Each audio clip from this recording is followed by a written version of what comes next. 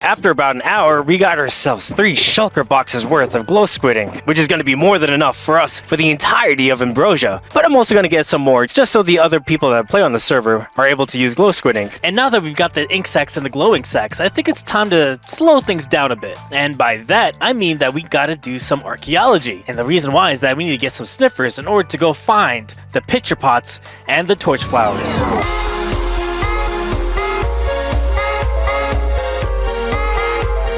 What up, my roomies, and welcome back to the technical guide to Minecraft. And today we're going to be tackling some archaeology, and the reason being is that we want to get ourselves some pitcher pots and torch flowers for the last 2 remaining dyes that are a little bit weird to get. But in order to do that, we need to go get ourselves a sniffer. And for those who don't know, you can only get sniffer eggs from ocean ruins in the warm ocean biome. And so we're gonna have to fly out a little bit just so we get into unloaded chunks, clear out the area of all the drown that's probably around there, and then start doing some archaeology. Now, the thing that's probably gonna take the longest amount of time for anyone is trying to find ocean ruins that fits our criteria, because it's gotta be in a warm ocean. Otherwise, we won't be able to get the sniffer egg. Now, the hardest part about looking through a warm ocean is the fact that it's, well, covered mostly with sand, and unless you're looking for it, it's actually kind of easy to overlook where oh, there's one right there. As you can see, it's covered with a lot of sand. It's just suspicious sand. Yes, it is. And I accidentally destroyed the first one, so whoops. Come on, sniffer egg. Nope, emeralds. Imagine the one I first destroyed had the sniffer egg. That would make me super sad. Usually, like, it's easy to find them when you're just up and about, but when you're actively trying to get them, they seem to just disappear. Nope. Any suspicious sand? Oh, yes, there is. Man, Minecraft YouTubers really make this seem really easy to do, but I'm having like 0 luck. I doubt it's gonna be it. It doesn't look like an egg. Nope. All right, let's just keep on going. This seems like an ocean ruin. Come on, just give me. Nope, that's a pickaxe at best, but it's probably a hoe. Yep, it's a hoe. Oh boy. I honestly thought this was going to be like a quick 15-minute adventure. This is turning into like a couple of days worth of effort now. Oh, that looks new.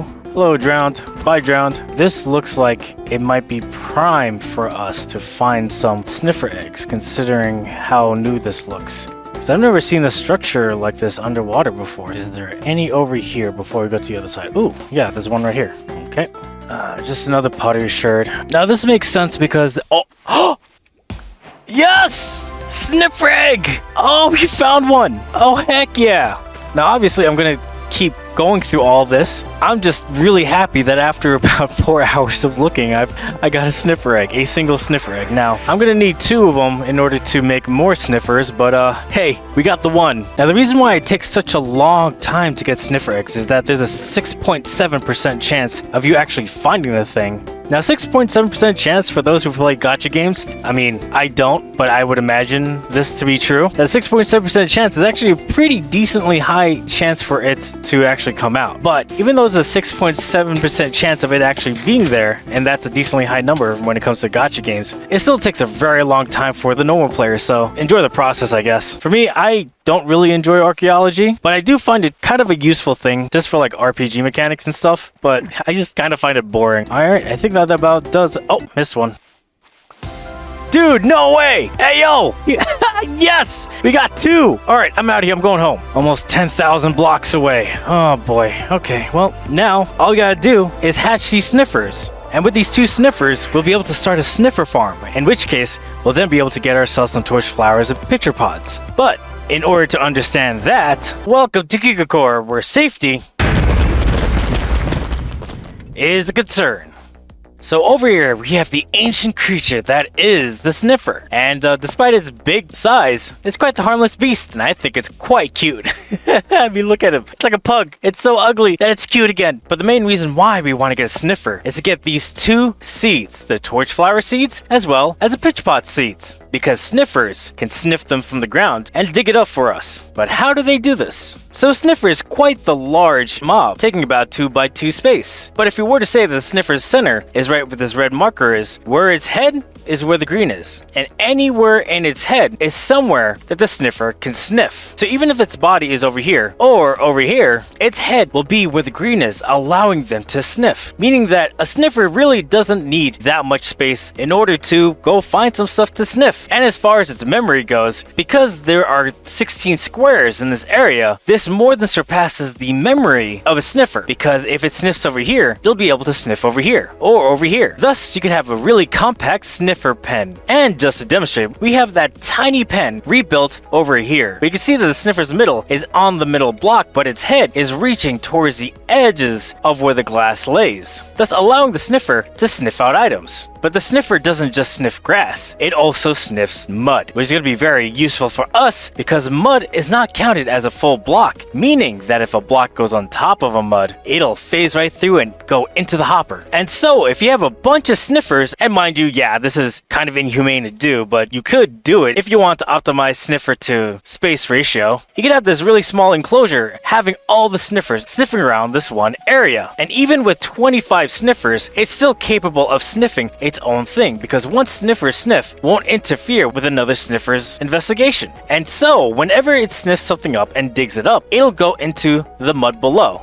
But because again, the mud is not a full block, it'll get sucked up by these hoppers and get sent to this chest. And as you can see, there is a lot of output that comes from just having this small pen. If you really want to optimize, this is the simplest way to do it. I myself am going to build an even bigger pen just so I can have more sniffers sniffing the area in order to get myself a bunch of torchflower seeds and pitcher pods. If you want to play around with this, there's going to be a schematic and a world download in the description below. And with that in mind, let's head back to the technical guide world and get to it. Quick interruption. I noticed that only 12% of you are actually subscribed to this channel. Watching this long, I must be doing something right, so if you like this video, hit that like button and please subscribe to this channel. Any support helps and these videos take a bit long to make. Thank you so much and back to the video. I'm gonna throw away some trash real quick. It's so nice to just throw away things that I just don't need. I really don't need everything. I have enough raw materials to just make whatever I need to, so just holding on to things that I really don't need to be bothered with seems like a waste of time and storage. So yeah, I love this trash receptacle. But yes, let's go ahead and start building this sniffer pen.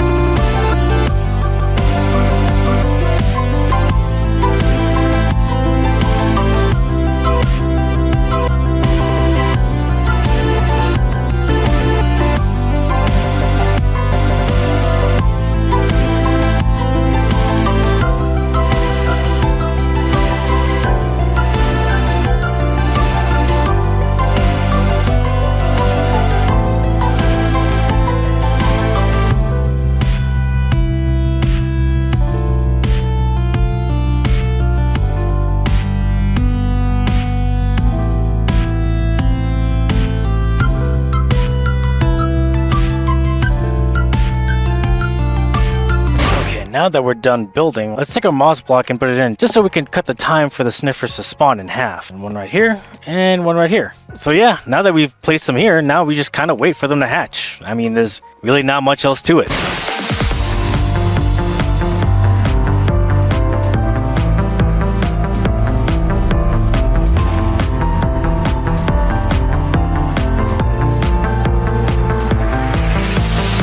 Alright, now that the two baby sniffers, or snifflets as they're actually called, it's gonna take about 40 minutes for them to turn into an adult. So yeah, now it's just a lot more waiting again. There she goes. This is the jewel line. Rapid service stream. There she goes. This is the jewel line. Now that the sniffers are fully adults, now we just gotta wait for them to sniff around. And because this pen is big enough for them to actually sniff, we'll be able to get pitcher pots and torchflowers. And with the torchflower seeds, we'll be able to breed the sniffers. And thus, we'll be getting more sniffers to get more torchflower seeds, to get more sniffers, and so on and so forth. So, yeah, that's exciting. And I had just said that, but they have already found a torchflower seed and a pitcher pod. Now, unfortunately, I really wanted to have two torchflower seeds, but, you know, know, beggars can't be choosers, and eventually we'll get it, but for now, all we can do now is just simply wait for them to work.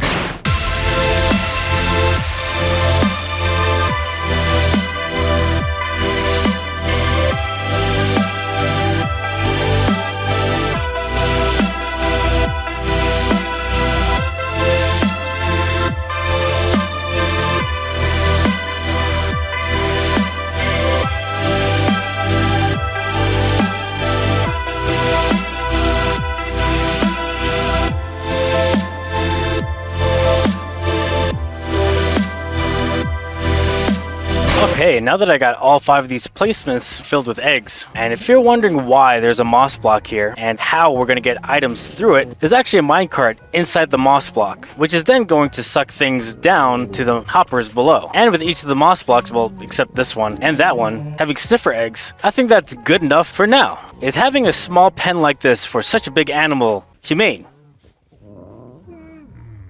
But now that we got the sniffers that are now sniffing the pitcher pods as well as the torchflower seeds, it's time to go ahead and start making more and more of those flowers.